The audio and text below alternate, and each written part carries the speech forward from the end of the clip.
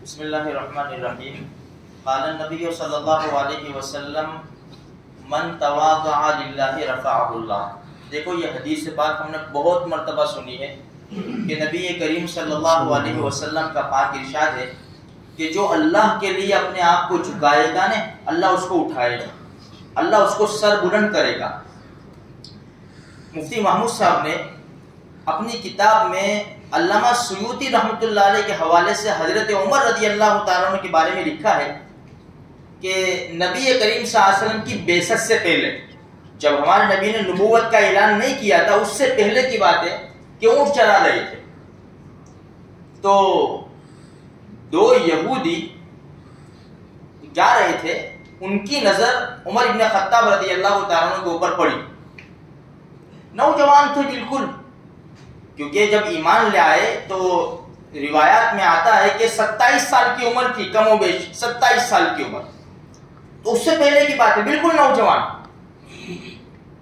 تو دونوں نے عمر رضی اللہ تعالیٰ عنہ کی طرف دیکھا تو آپس میں باتیں کرنے لگے کہ یہ وہی شخص تو نہیں کہ جس کی بادشاہت ہوگی اور ہم کو نکال دیا جائے گا. ایک کام کرے، دونوں نے آپس میں مشورہ کیا یہودیوں نے، ایک کام کرے اس کے پاس چلتے ہیں اور اس سے لکھوا لیتے ہیں کہ جب تمہاری بادشاہت آوے تو ہم کو نہ نکالنا. تو یہ دونوں مشورہ کر کے عمر ابن خطاب رضی اللہ تعالیٰ عنہ کے پاس آئے، کہا کہ اللہ کے بندے ایک کام ہے ہمیں تجھ سے. کام یہ ہے کہ جب تو بادشاہ بنے گا تو ہمیں لکھ دے کہ تو ہمیں نہیں نکالے گا اپنے ملک سے. عمر رضی اللہ تعالیٰ نے ہنس دیا، کہاں بادشاہت عرب کی اور کہاں اونٹوں کا چرانے والا میں انسان. یعنی کوئی گمان نہیں کر سکتا، کوئی یعنی سوچ کے بہت دور کی بات ہے. تو کہا کہ یہ تو کیسے ہو سکتا ہے، میں کہاں اونٹوں کا چرانے والا اور کہاں عرب کی بادشاہت. یہ جو بھی ہو تو لکھ تو دے، اگر تیری بادشاہت آئے گی تو ہمیں نہیں نکالے گا. لکھ دیا، صاحب نے لکھا ہے کہ لکھ دیا انہوں نے. خیر نبی کریم صلی اللہ علیہ وسلم کی بعثت کا زمانہ آیا، ابو بکر صدیق رضی اللہ تعالیٰ عنہ خلیفہ بنے تقریباً 2 سال. اس کے بعد جب عمر ابن خطاب رضی اللہ تعالیٰ عنہ کا دور آیا تو ہمارے نبی کی حدیث کے اوپر انہوں نے عمل کیا، اخرجوا اليهود والنصارى من جزیرۃ العرب، کہ یہود و نصارہ کو عرب سے نکالو. یہ اس حدیث کے اوپر عمل کیا تو وہ دعا ہے. آپ نے لکھ دیا تھا نا. دیکھو ہم ایسا نہ سمجھے کہ دشمن کمزور ہے، ہم جتنا نہیں جانتے نا اتنا زیادہ ہمارے اسلام کے بارے میں وہ جانتے ہیں. دیکھو جب شام میں لڑائی چل رہی تھی بیت المقدس کے لیے، تو گھمسان کی لڑائی کئی سال چلی. تو بڑے بڑے پادریوں نے، پوپ نے، انہوں نے ایسا کہا ایک کام کرو، تمہارے امیر کو یہاں بلاؤ مدینہ سے، تمہارا امیر اگر آ گیا نا تو ہم بیت المقدس کے دروازے کھول دیں گے، چابیاں دے دیں گے بغیر کسی لڑائی کی. تو خط لکھا. تو عمر ابن خطاب تو یہی چاہتے، مسلمان یہی چاہتا ہے نا کہ بھائی خون خرابہ نہ ہو.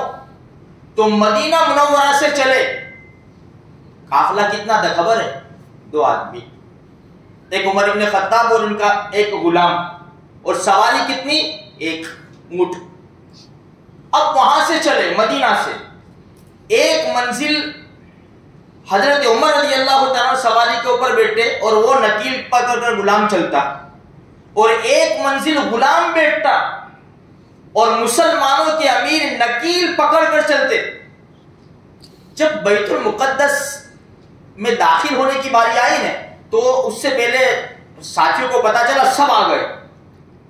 دیکھا کہ اب یہ غلام بیٹھا ہوا ہے اس کے اوپر، تو کہا کہ امیر المومنین آپ سوار ہو جائے اور غلام کو نیچے لے لیں. فرمایا کہ نہیں، غلام کی باری ہے، میری باری نہیں ہے اونٹ کے اوپر بیٹھنے کی، ابھی یہی بیٹھے گا.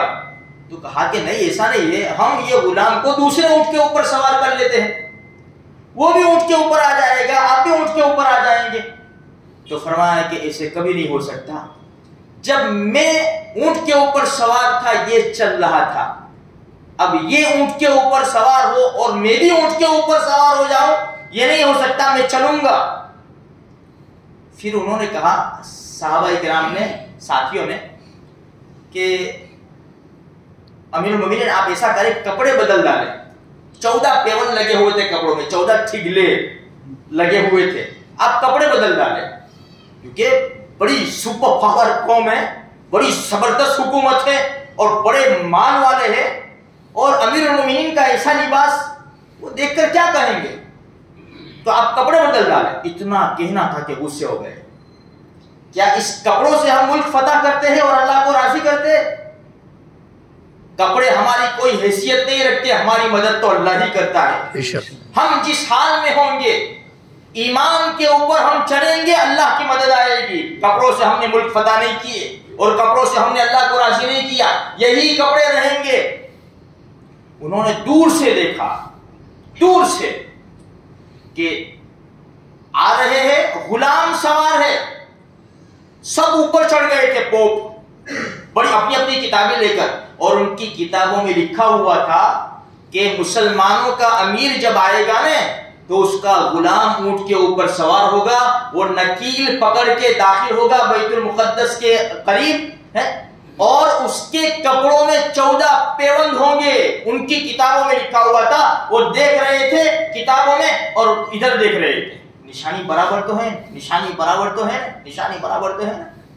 اس حال میں جب داخل ہوئے نا کہ 14 پیون لگے ہوئے ہیں اور نکیل پکڑے ہوئے ہیں سواری کی، اور غلام بیٹھا ہوا ہے، وہیں بیت المقدس کے دروازے کھول دیا، آ جاؤ۔ یہ تو ہماری کتابوں میں لکھا ہے، اگر ہم اب لڑیں گے بھی نا تو ساری جانیں دے دیں گے تو بھی کامیاب نہیں ہو سکتے، کیونکہ ہماری کتاب میں لکھا ہوا ہے ایسا امیر آئے گا اور بیت المقدس کو فتح کر لے گا۔ میرے بھائیوں، شان و شوکت اور دبدبے اسلام کے ہوتے ہیں، ایمان کے ہوتے ہیں، کپڑوں کے اور اس کے نہیں ہوتے، دوسری چیزوں دنیاوی چیزوں کے نہیں ہوتے۔ اسی لیے اگر ہمیں اللہ کو راضی کرنا ہے، ہمیں اپنی شان دنیا کے سامنے ظاہر کرنی ہے اور اللہ کی مدد اتروانی ہے، اور ہماری مساجد کو، مراکز کو، خانقاہوں کو، مسلمانوں کو، ہمارے ایمان کو، ہماری بچوں کو، ہمارے نوجوانوں کو بچانا ہے، تو پھر یہ صحابہ کی زندگی ہمارے سامنے ہے۔ یہ صحابہ کی زندگی پر آنے کی پوری کوشش کرو میرے بھائیوں۔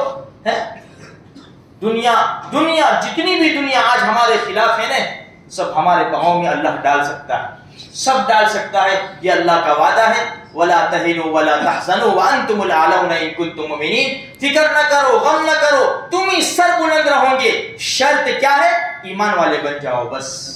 آج ہم مکمل ایمان والے نہیں ہیں، کبھی نماز ہوتی ہے کبھی نہیں ہوتی، کبھی زبان سے جھوٹ بول لیتے ہیں کبھی سچ بول لیتے ہیں، کبھی آنکھیں خیانت کر جاتی ہے، کان گانے سن لیتے ہیں، کسی کی غیبت کر دیتے ہیں۔